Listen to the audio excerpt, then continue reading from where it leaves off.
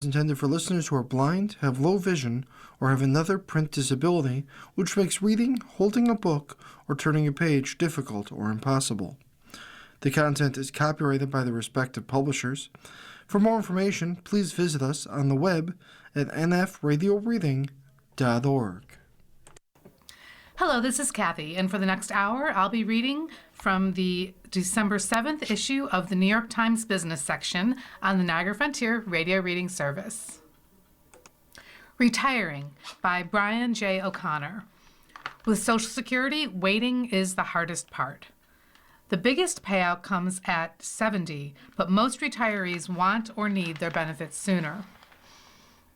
When claiming Social Security, the best financial move you can make is to wait until age 70.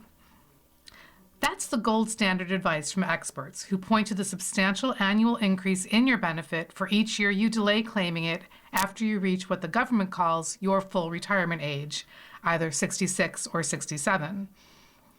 Add Social Security's annual cost of living adjustment, and waiting till 70 to maximize your payout is the best of all retirement bets. There's just one catch. Hardly anyone takes that advice. In 2024, just 8% of men and 8.6% of women who filed new claims had held off until that age to max out their benefits, according to the Social Security Administration.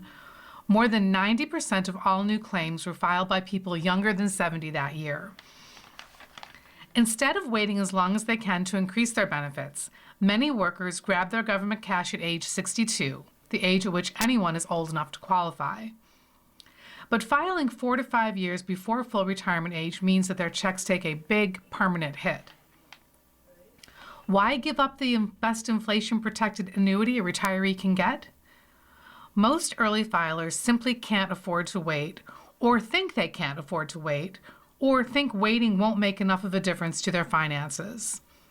And the few who can tend to be healthier and wealthier than their contemporaries, said David Blanchett, head of retirement research for Prudential Financial. For most people, it doesn't matter what you tell them, Mr. Blanchett said. Lots of retirees are just trying to get by with what they've got. They don't have a choice.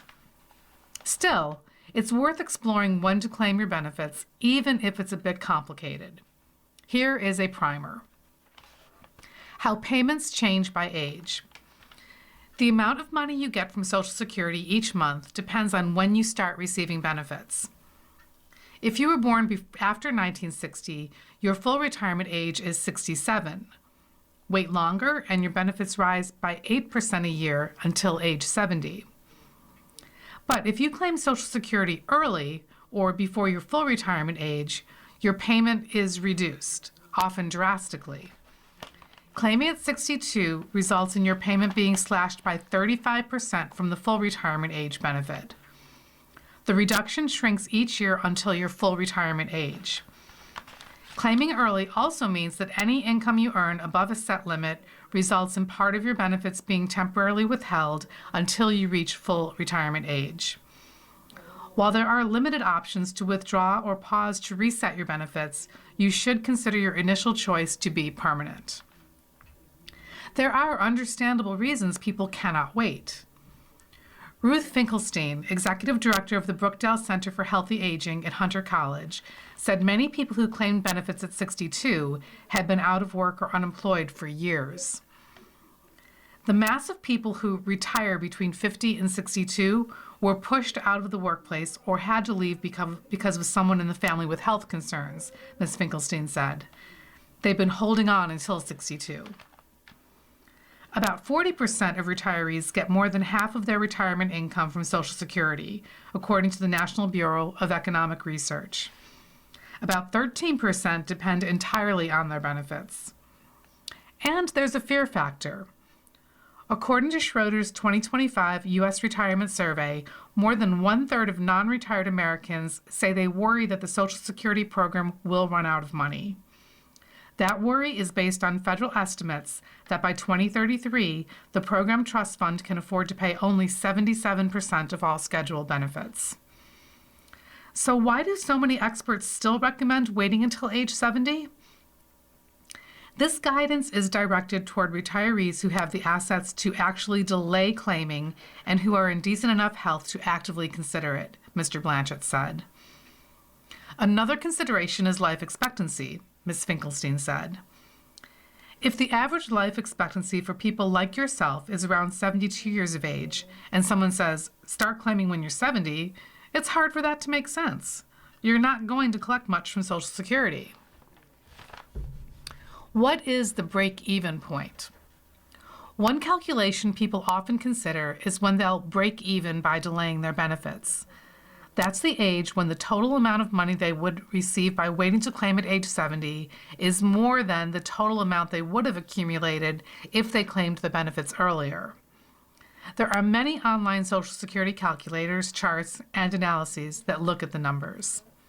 For example, someone who would receive $3,000 monthly benefit at the full retirement age of 67 would receive $3,720 per month by waiting until 70. The amount received by waiting until age 70 wouldn't total more than claiming at 67 until 15 years later, when that person turned 82. Financial planners and others discourage people from viewing Social Security through that lens because it warps the notion of benefits as lifetime guaranteed income. The risk of outliving your money won't emerge for many retirees until they are in their 90s, and maximizing benefits creates a larger safety net for later in life. The break-even age was still part of the consideration for Blair Borandes, 64, of Northampton, Massachusetts, a retired marketing executive, and his wife, Janet Bowden, 62, and a retired professor. Right now, they live on income from their savings and an inheritance. Mr. Borandes will claim Social Security when he turns 65 in March, and Ms. Bowden plans to claim her benefits at 63 or 64. The break-even point on what we lose in Social Security, if we waited for a couple of years, would be when I'm 83, and the difference per month is not going to change one bit how we live, Mr. Borandes said. Another consideration, he said, even if they have earned other income, at least 15% of Social Security benefits are untaxed, while withdrawals from their IRAs are fully taxable. Squeezing the juice from life. Two other reasons for claiming before age 70: the state of your health and your career. A bout with breast cancer in her early 50s prompted Jennifer Johnson, a nurse in Austin, Texas, and her husband Royce Johnson, a biomedical scientist, both 67, to decide that it was time for adventure. We both wanted to go sailing, Ms. Johnson said. The couple bought a catamaran in 2011, but continued working until 2013, when, at age 55, they sold their house, gave most of their furniture to their children, and moved onto the boat in Florida, she said. For the next 10 years, the couple lived on the 42-foot boat, sailing mainly in the Western Caribbean. They lived on income from investments until Ms. Johnson claimed her civil service and military pensions at 60. Both claimed Social Security benefits at 62. We said, "We're doing what we're doing," Mr. Johnson recalled. It made more sense to take Social Security right away. Social Security saved my sanity. I was miserable, said Ms. Donnelly Bader, 71, who retired from her solo legal practice in Illinois in 2015. I told my husband, if you don't let me retire, I'm going to kill somebody. Ms. Donnelly Bader had no pension, but did have an IRA that she didn't want to tap into right away. Her husband, Doug Bader, continued working and claimed benefits at his full retirement age and worked for another year until retiring from his job as a Missouri court administrator in 2020. Before quitting work, Ms. Donnelly Bader socked away income, living on that for a couple of years until her 62nd birthday. As soon as I was eligible, I took Social Security, she said. I certainly wouldn't have waited until 70. How to know when to claim. Experts say that most people approaching retirement will fall into one of these scenarios. Here is what they say you should think about if you are healthy and wealthy. If you and a spouse are in the lucky minority of retirees who are healthy with more than adequate savings, especially if you have enough that you're worried about tax consequences, Then delay claiming Social Security until 70 and spend down your IRA or other tax-deferred retirement accounts first to reduce your tax bite. Healthy and not so wealthy. If you and a spouse are healthy but worry that you don't have enough money saved to cover a potential 30-year retirement, the unwelcome advice is to work as long as you can and delay claiming Social Security as long as you can. You want to maximize your benefits in your late 80s and beyond. Miserable. If your job has become untenable or you're still craving adventure at middle age, claiming Social Security can be a bridge to a new life by allowing you to preserve other savings or retirement investments. Plan carefully, take stock of other resources, income from a spouse, home equity, or other assets, and make peace with the idea that you may need to live frugally or return to work at least part-time. Not so healthy. If you're battling illness and your years look short, claim Social Security when you stop working. There's no point in waiting until age 70 if there's a very real possibility you won't live past 80. In no way healthy. If you're scraping by or were pushed out of a job after turning 50, you may have no choice but to claim your Social Security benefits at 62. Shop Talk by Laura Kelly. Refounding. Some company leaders are framing new business lines as radical reboots rather than describing them essentially as pivots. Founding a company has always been prestigious in Silicon Valley. Pivoting a struggling company is less glamorous. So lately, as artificial intelligence has scrambled operations for many businesses, some executives are announcing that they are refounding, essentially rebranding, as AI startups. In June, for example, Airtable, a project management platform, announced that instead of just adding more AI capabilities to our existing platform, we treated this as a refounding moment for the company, sharing that it would be giving AI features to users as a default and rolling out a new pricing model. In October, Handshake, a careers site, announced its new business model, which includes hiring contractors to generate data to sell to large language model companies. This is our refounding, the company said in a blog post. Not a second act, but the next leap in the mission we started a decade ago. And last month, the new chief executive of Opendoor, a real estate startup, told investors that we are refounding Opendoor as a software and AI company. Opendoor, which did not respond to a request for comment, and Handshake both announced layoffs around the same time. The leadership team at Airtable played around with words like relaunch and transformation to describe its AI era. Howie Liu, the company's co-founder and chief executive, said in an email. But it ended up choosing the language of founding because the stakes feel the same, he said, in the sense that current decisions will shape the next decade of the company. The term, he added, captures the broad scope of changes, unlike a pivot, which he thinks implies a change of direction after getting something wrong.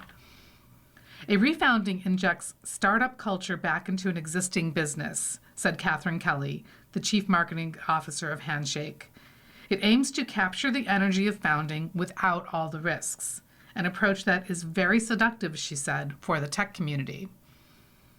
The return to an early days mindset can also encourage the all-out grind approach that defines young startups.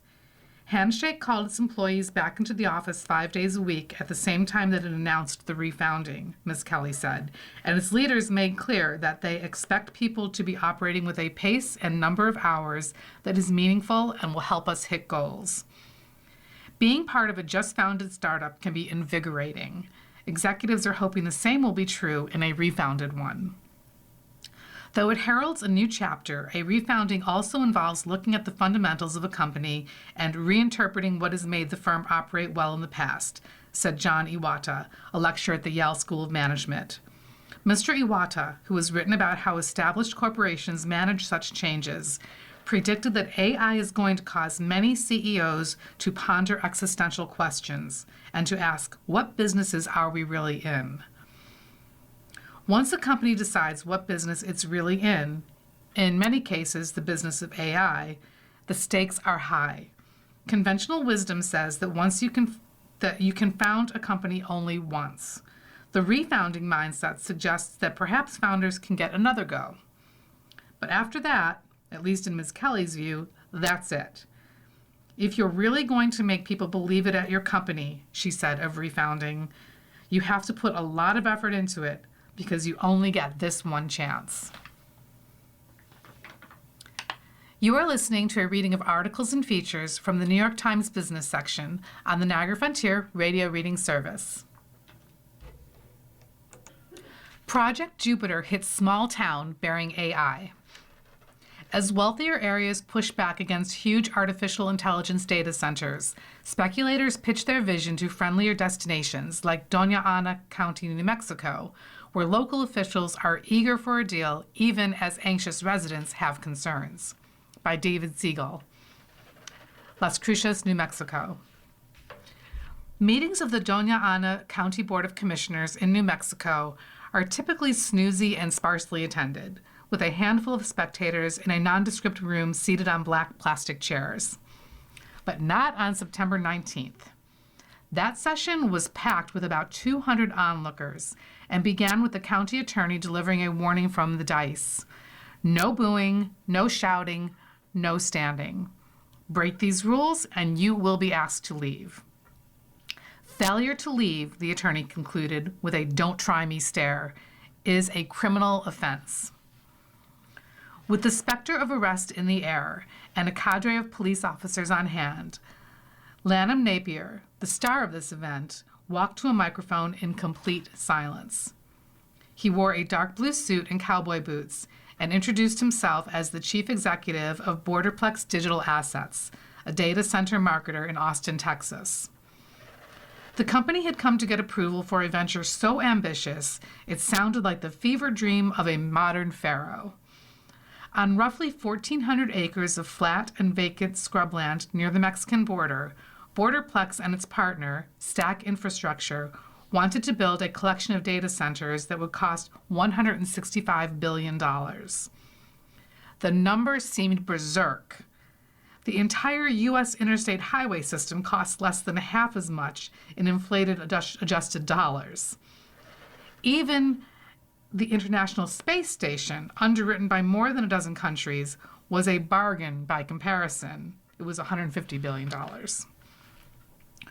Where this epic sum of money would come from, Mr. Napier did not say, other than briefly noting that the source would be private.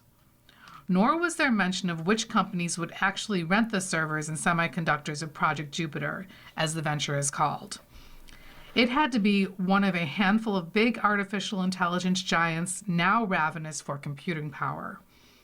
But which, if any, had committed to the project was unknown. Before this meeting, some state and local politicians had eagerly embraced Borderplex. County civil servants had negotiated with the company under a non-disclosure agreement that kept the whole enterprise secret, leaving even Doña Ana's commissioners in the dark.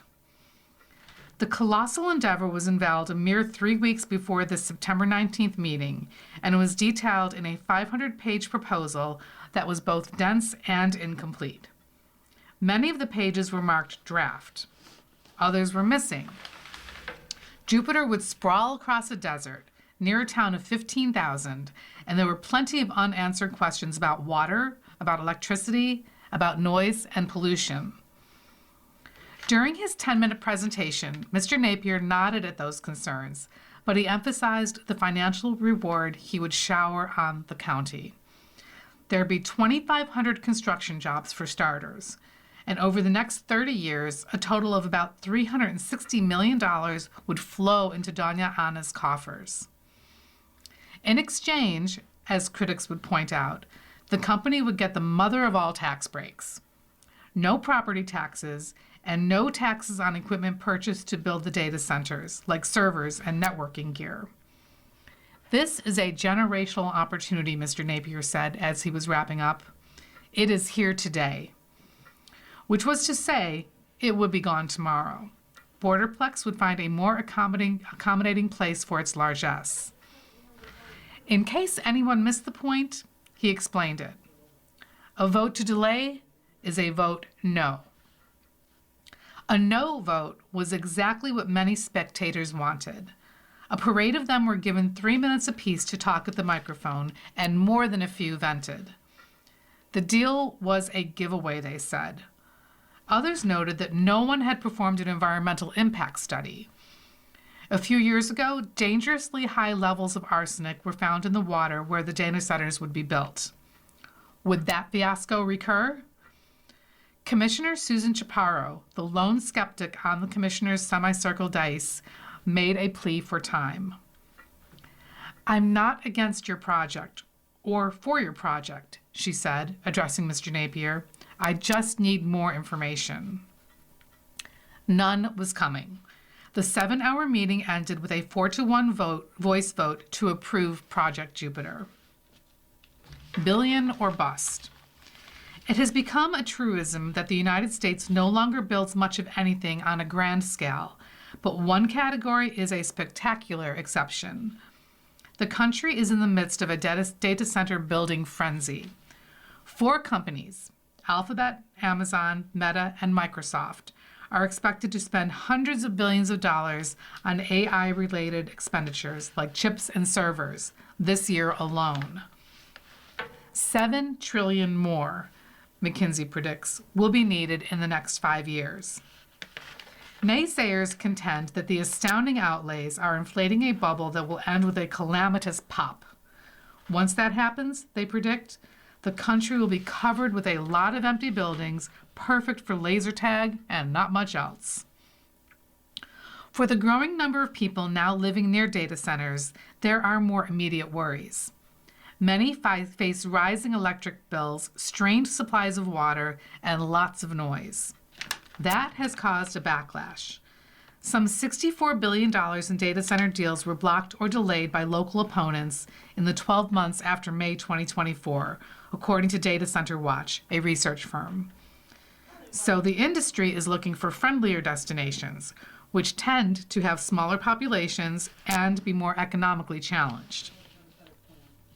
Some of these tertiary markets offer much more of a welcome, said Dan Diorio of the Data Center Coalition, a trade association. "I think of Meta in Louisiana, Amazon Web Services in Mississippi, development happening in the state of Indiana. Previously, some of these places would not have been competing for data centers." Doña Ana is a poor county in a poor state. The populace is mostly Latino, and the median household income of $56,000 is well below the national average. Once Jupiter is built, Borderplex and STEC intend to staff it with 750 locals in jobs that start at $75,000. The promised workforce sounds implausibly large, given that data centers are basically high-tech warehouses with few moving parts that don't require much labor. Supporters, by contrast, regard Project Jupiter as an immense and blinking open-for-business billboard for New Mexico. "Once one project comes," said Denise Carter, the head of economic development for Doña Ana County, "others follow." Given its profile, surprisingly little is known about Project Jupiter. The contract between the county and the project's partners is available only through an Inspection of Public Records Act request.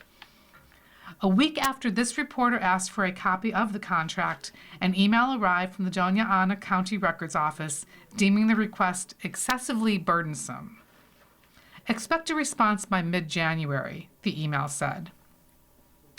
Borderplex 2 is a bit of a mystery.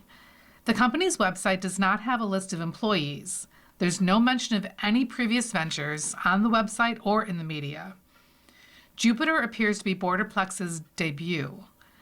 The Austin address listed on its filings with the Securities and Exchange Commission, it was incorporated in Delaware last year, is a WeWork space.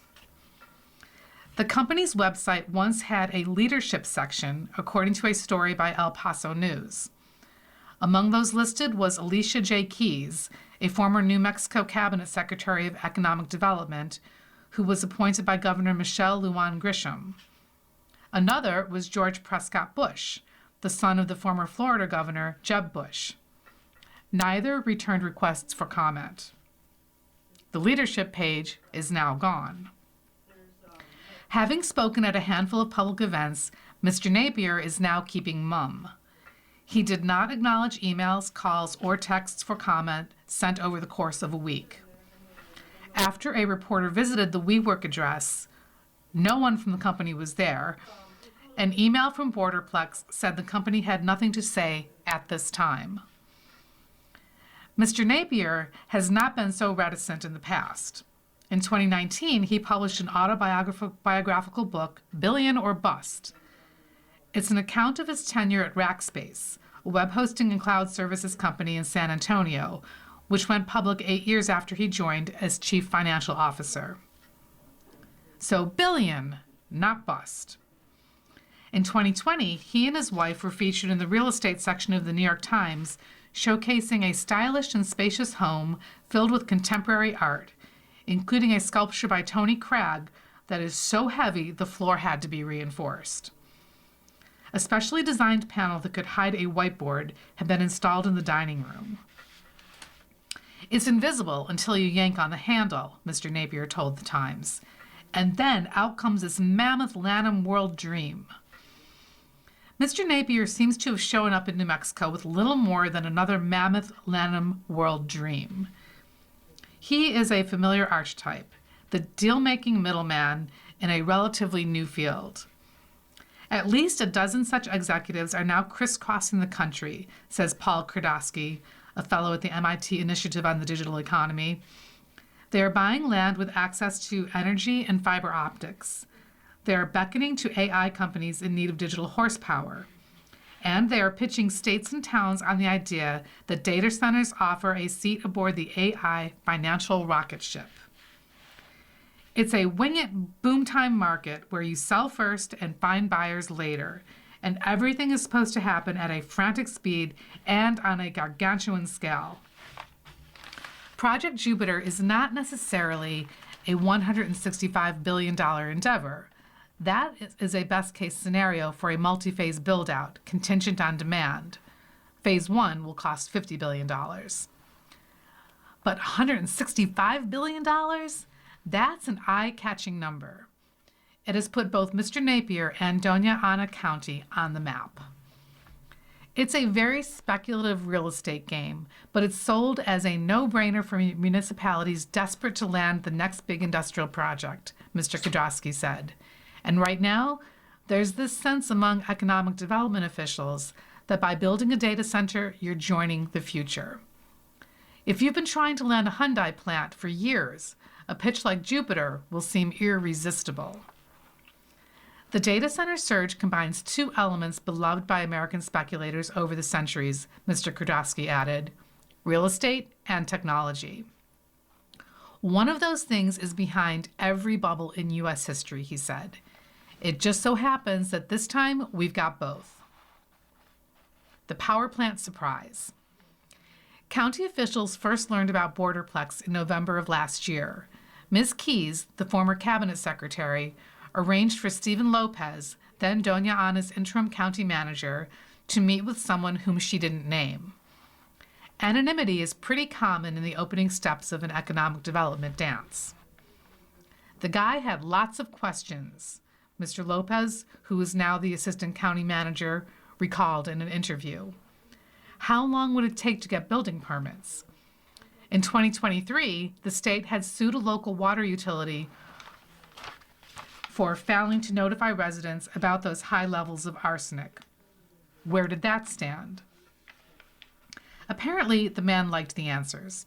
After 45 minutes of talking, he handed over his business card with a name, Lanham Napier. That was a good sign, Mr. Lopez said. Sometimes they don't give you business cards. You are listening to a reading of articles and features from the New York Times Business section on the Niagara Frontier Radio Reading Service. During negotiations, which went on for months, Mr. Napier signed a memorandum of understanding with Governor Lujan Grisham to build a scaled-back $5 billion version of what would become Project Jupiter. Then, less than a month after the governor's February announcement, supporters of the project in the state legislature handed it a coup. A bill to modernize the public electrical grid had whizzed through the State House with bipartisan support. Then, on March 20th, during the two-day rush at the end of the legislative session, State Senator Michael Padilla, a Democrat, introduced an amendment. It allowed Borderplex and any other company to build its own power plant called a microgrid. Moreover, it exempted microgrids from the state's Energy Transition Act, which maintains a shift to zero carbon electricity for investor-owned utilities by 2045, so long as Borderplex does not sell any power to, say, other utilities. Data centers consume a huge amount of energy. Borderplex says its planned microgrid will use natural gas-fibered turbines to produce between 700 and 900 megawatts, enough to power as many as 800,000 homes. The amendment is essentially deceptive. I have no problem calling it that, said Stephen Fishman, a former chair of the New Mexico Public Regulation Commission, an independent state agency that regulates public utilities. A vocal opponent of Jupiter, he said the amendment effectively eviscerates the Energy Transition Act. Microgrids are already being planned for other data centers in New Mexico, enough to generate more power than the state currently uses. Once a little more than half of the electricity generated here is exempt from the ETA, Mr. Fishman said, the ETA is meaningless. In a phone interview, Mr. Padilla said he wasn't trying to snooker anyone when he wrote the amendment. If Borderplex ever wants to sell its excess power, it will have to comply with the Clean Energy Law, he noted. He also acknowledged, with some pride, that the bill had helped to make New Mexico more appealing to the industry. We have 4 or 5 major data center projects now looking at the state as a result of what we did this year, he said. You can't drink data. The Project Jupiter site is an hour's drive south of Las Cruces, on a swath of land that in mid-October was unmarked but for a dirt road. Pickup trucks were parked nearby, along with a towing vehicle with oversized load written on the back. A man in a lime green safety vest said ground had been broken a few hours before. The new data centers will be built near a vast archipelago of industrial parks and factories and a terminal of the Union Pacific Railroad. There's a duty-free gift shop not far from the border crossing, a few miles away, and just over the fence on the Mexico side is a huge Foxconn plant. Doña Ana County will forego property tax revenue from Project Jupiter, accepting something called a payment in lieu of taxes instead. How large will those payments be? After negotiations with the county's economic development team, the payment was set at $12 million a year. If the project lasts for all 30 years of its projected life, that would amount to $360 million. These details and the many unknowns about the project are a special concern of Sunland Park, a city of 15,000 a few miles from the construction site in Santa Teresa. Residents have been the loudest opponents of the plan. 2 days after construction began, about 40 of them gathered to form a protest organization. The meeting was held in an empty storefront in a strip mall. There were snacks on a fold-out plastic table, Mexican artwork on the wall, and a large screen on the side of the room where online participants from around the state could participate. A woman named Vivian Fuller led the discussion, passing around a microphone. One of the first orders of business was picking a name.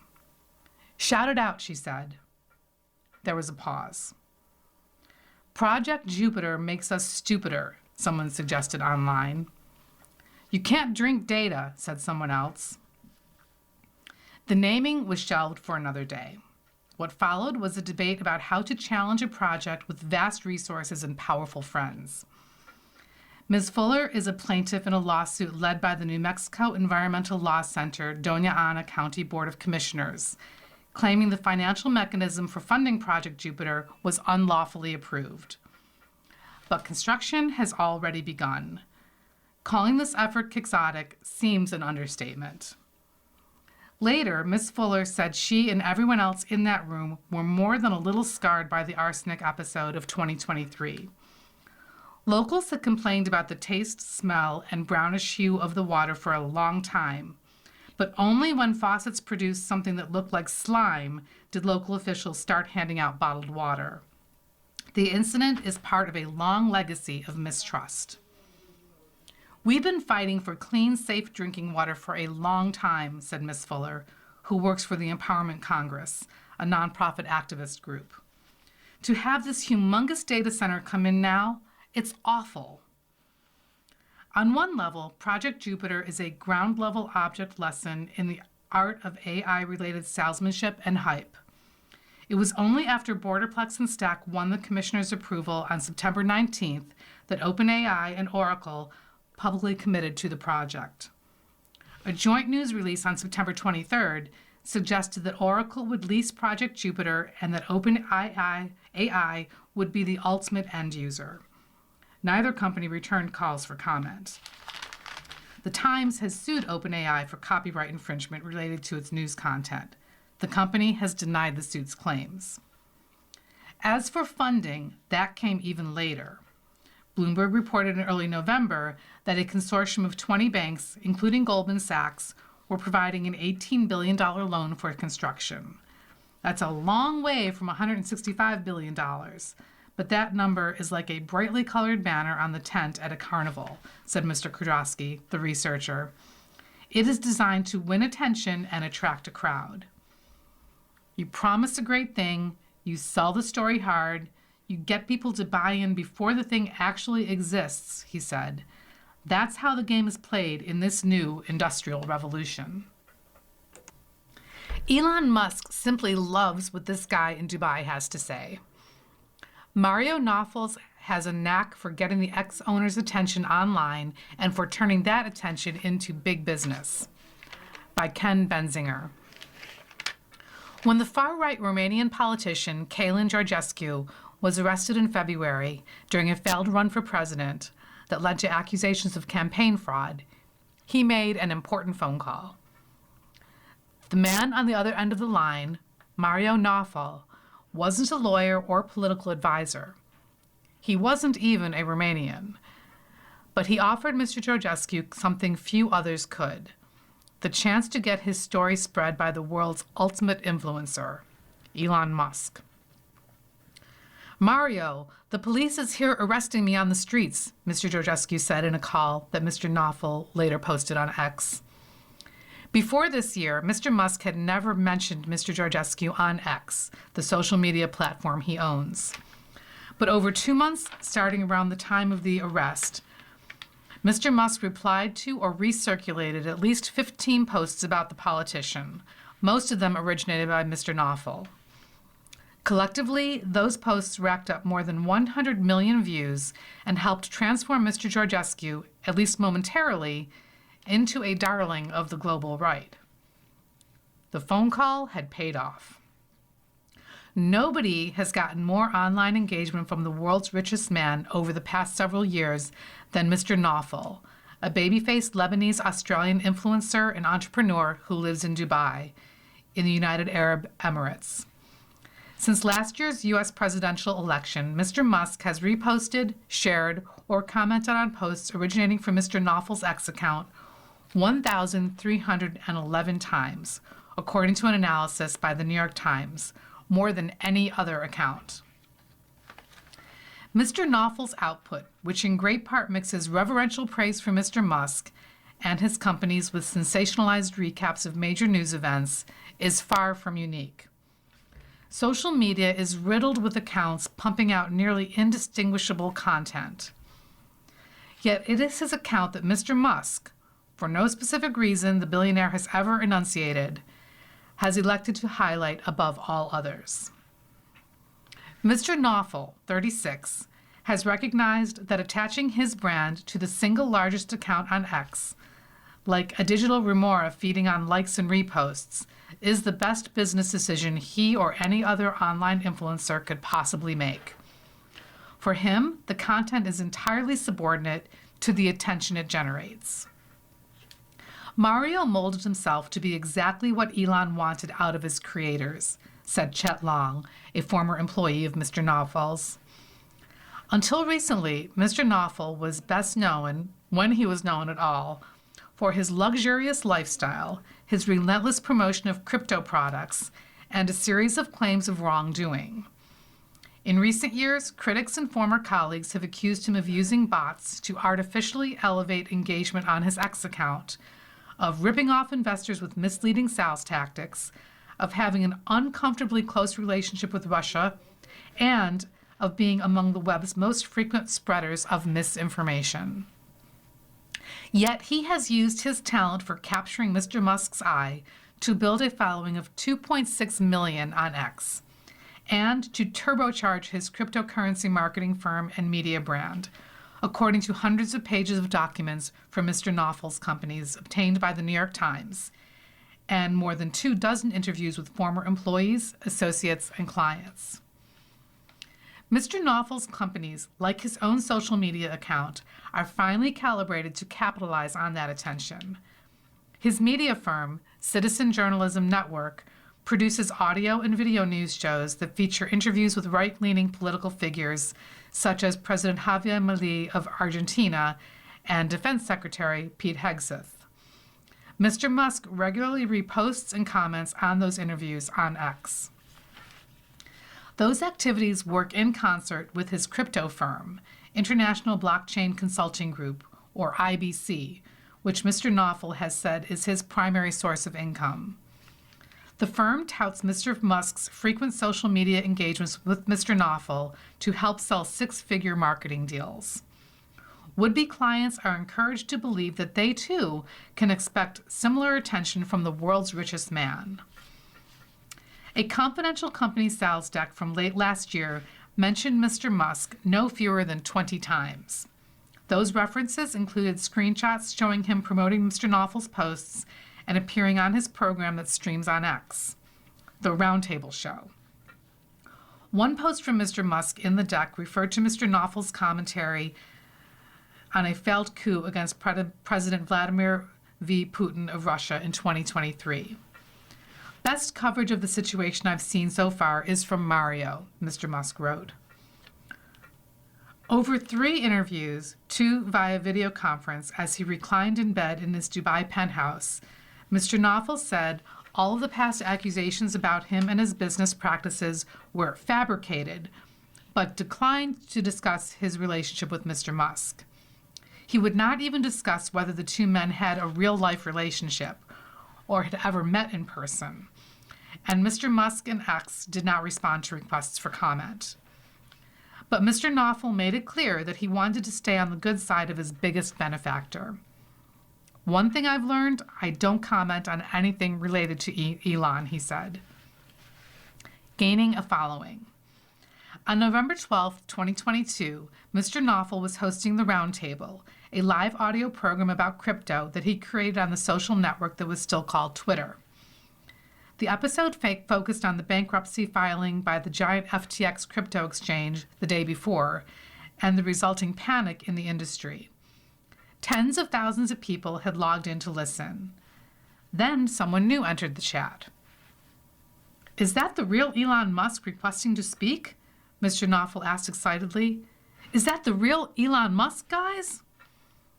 It was a watershed moment for Mr. Naufel, who immigrated to Australia from Lebanon at a young age, dropped out of college, and started a company that sold blenders and juice makers. The firm, Fruithy, which is still in business, reached 8 figures in annual sales in less than 2 years, Mr. Naufel said, and by 2016, he had moved to Dubai for what he described as tax reasons. After Fruithy, Mr. Naufel founded companies that sold, among other things, hoverboards and aromatherapy diffusers. He also built up a small but dedicated following on social media for his passion for bachata, the sensual Latin dance. In 2017, he incorporated IBC, which he calls an incubator, that has helped over 600 startups introduce cryptocurrency-related products like meme coins and non-fungible tokens, or NFTs. You are listening to a reading of articles and features from the New York Times Business section on the Niagara Frontier Radio Reading Service. IBC's main business is selling marketing packages to startups hoping to publicize their crypto products, according to 5 former employees, who spoke on the condition of anonymity because they had signed non-disclosure agreements. Sales materials reviewed by The Times shows IBC offering promotion by Mr. Knopfel in exchange for cash or equity, an arrangement akin to advertising or product placement. Key to that proposition was expanding Mr. Knopfel's reach on Twitter, a preferred platform for crypto investors. The more people who followed him, the more attention he could potentially deliver to clients.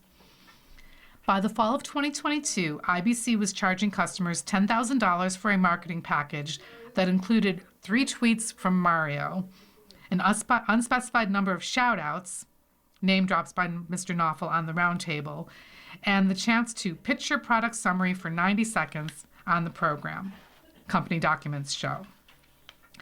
IBC's staff worked hard to build up Mr. Knopfel's following, which had reached 100,000 according to internal company messages and former employees. Among other efforts, the staff focused on luring prominent guests to the roundtable, one of the more popular programs using Twitter's interactive audio features, Spaces.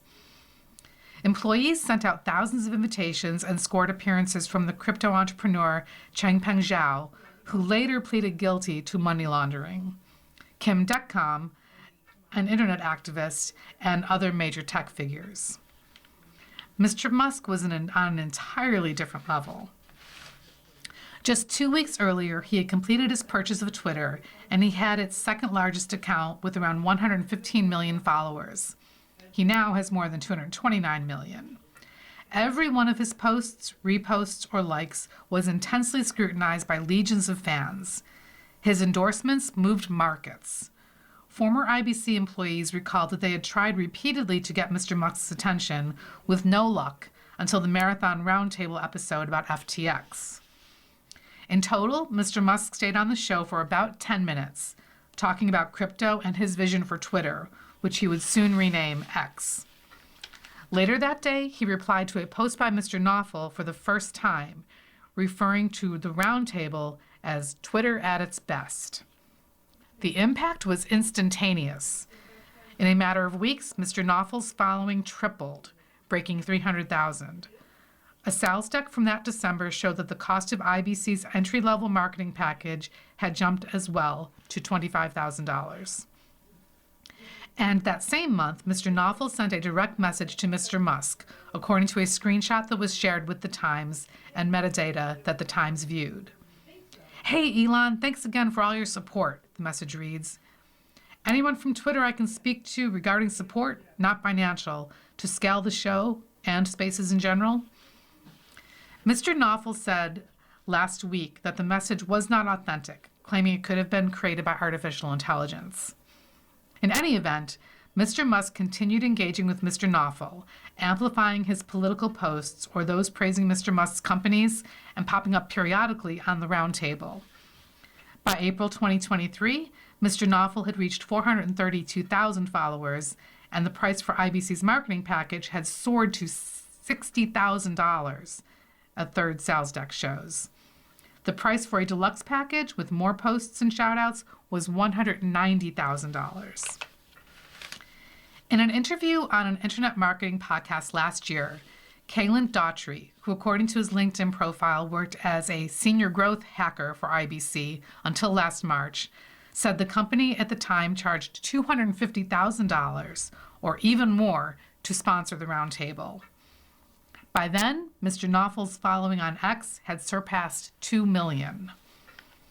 Mr. Knopfel said on Thursday that he was eternally grateful for Mr. Musk's attention, but that some of the greatest increases in his following had come from content Mr. Musk did not actively promote.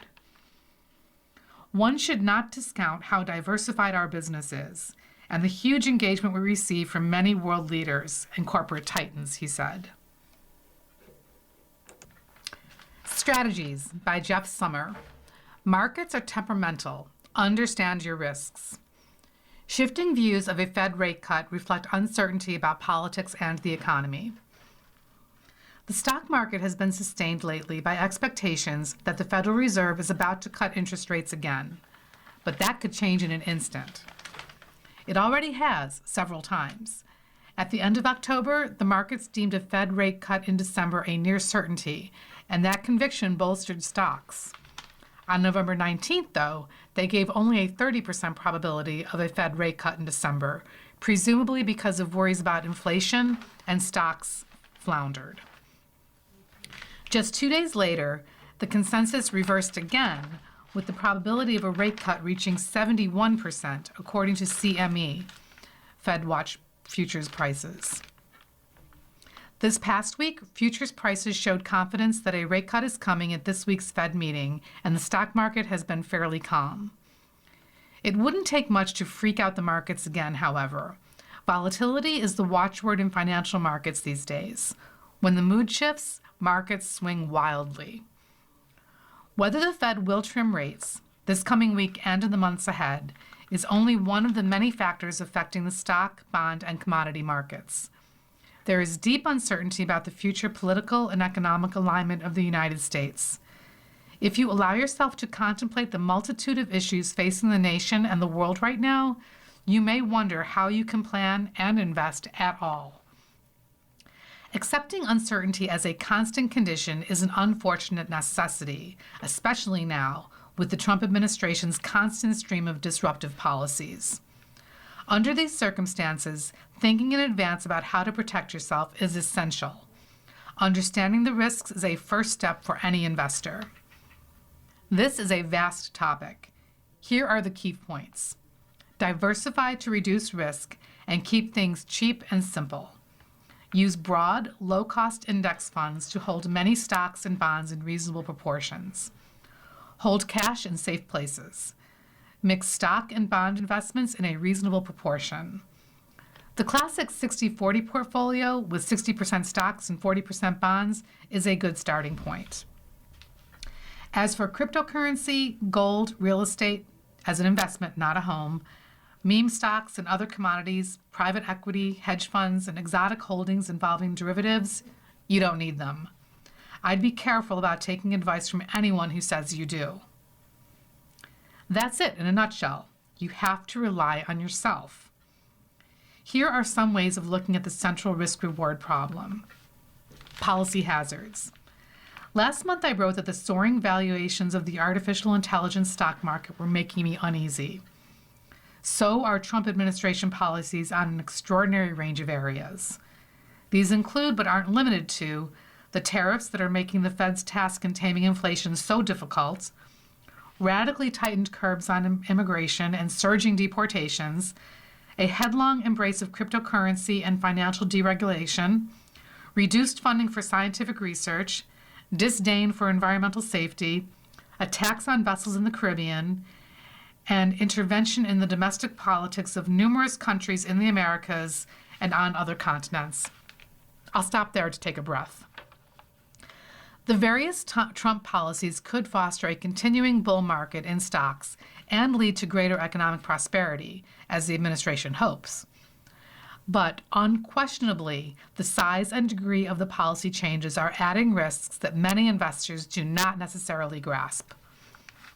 For the market's immediate prospects, I'd emphasize the administration's unrelenting pressure on the Fed.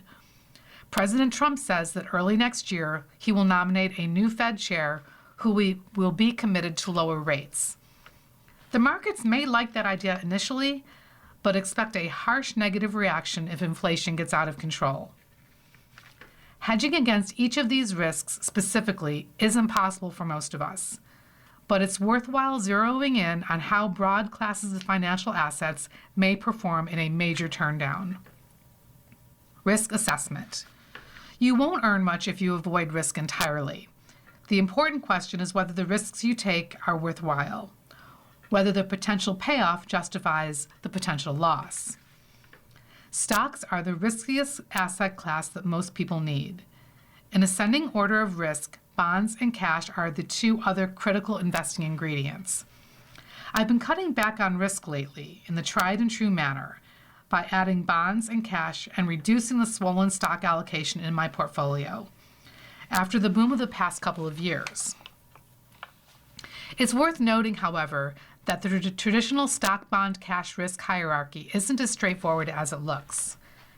except that even in the safer asset classes, risks abound. For example, Finex textbooks sometimes call U.S. government bonds risk-free. Yet in the real world, many people have lost money trading these seemingly safe securities. That's because market prices for government bonds decline when yields in the market rise. People who held long-term treasuries and needed to sell them in 2022 took big losses, as I've noted in previous columns. What's more, U.S. treasuries are no longer AAA investments.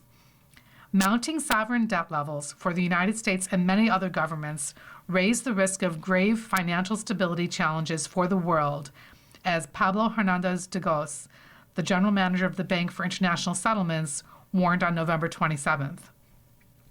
Martin Wolf noted in the Financial Times that the bank had issued an early warning before the financial crisis of 2007 and 8, and that it was signaling danger again now.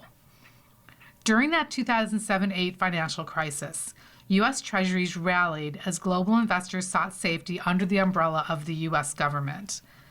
I will continue to hold Treasuries, but amid incessant political conflict and raising debt burdens in the United States, I'm less confident that Treasury bonds will be entirely trustworthy in the future. Even cash isn't truly risk-free. It can be lost or stolen, and while you can protect it, there's a good chance that inflation will chip away at its value.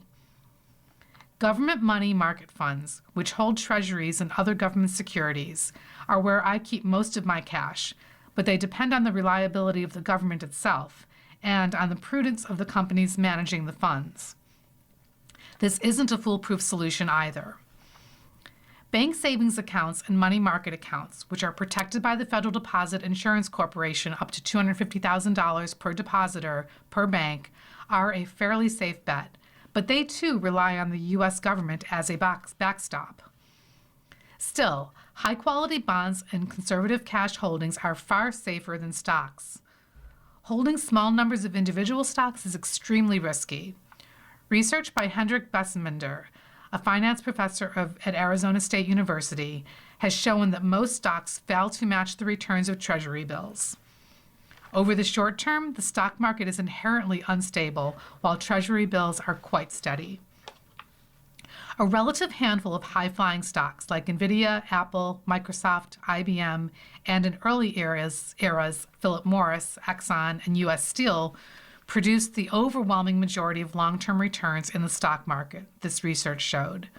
Holding only the winners would make you rich, but most people can't pick the fabulous shares in advance. Holding a piece of the entire stock and bond market is much less hazardous.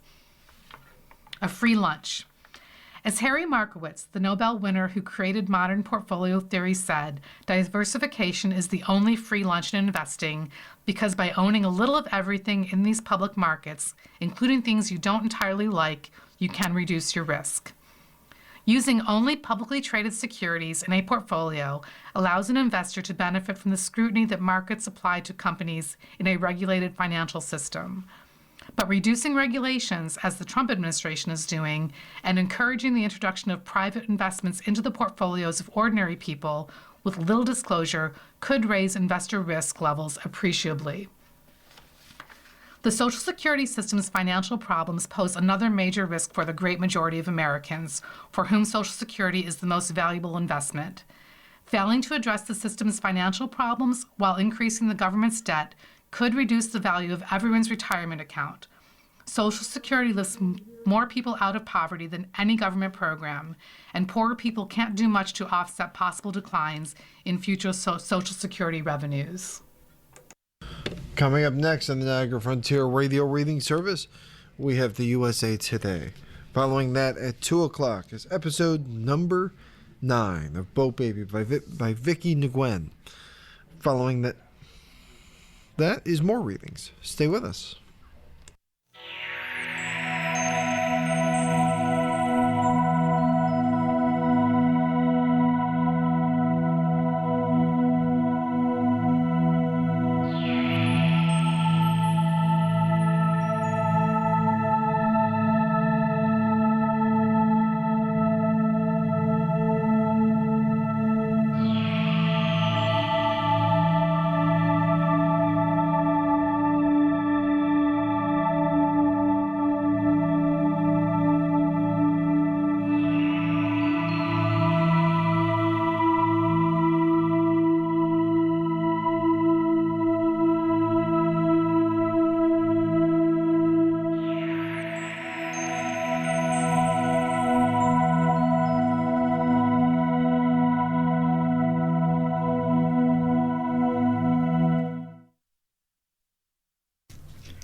The following program is intended